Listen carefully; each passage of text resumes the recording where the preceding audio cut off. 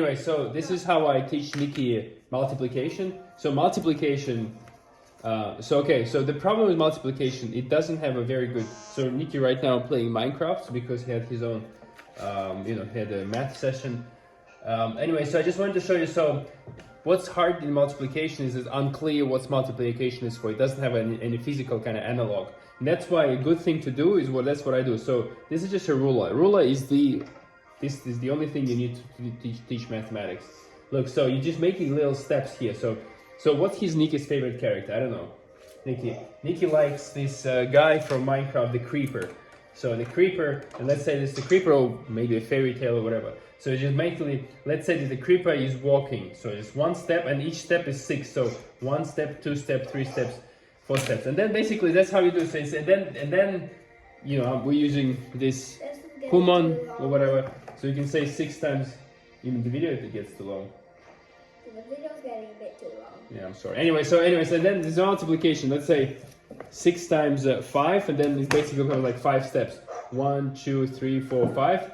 5 steps. And so it basically, what's the purpose of here is that to kind of develop a physical analog to multiplication, and then because as kid keeps doing this stuff, then this kind of physical thing kind of becomes incorporated into his imagination. Then he can do the stuff quicker. So another thing which is useful to do is like this. For example, let's say you have 6 times 4, and then once the kid made few pages of this, one morning a page.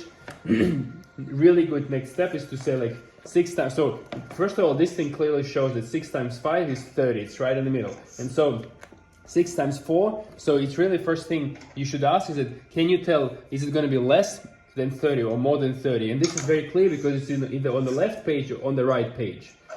Is this even working? So this is very useful because, so it's all about developing physical intuition, because once they kind of have their imagination grabbing on something physical, over time this will kind of go back into their brain and it will become like a mental exercise.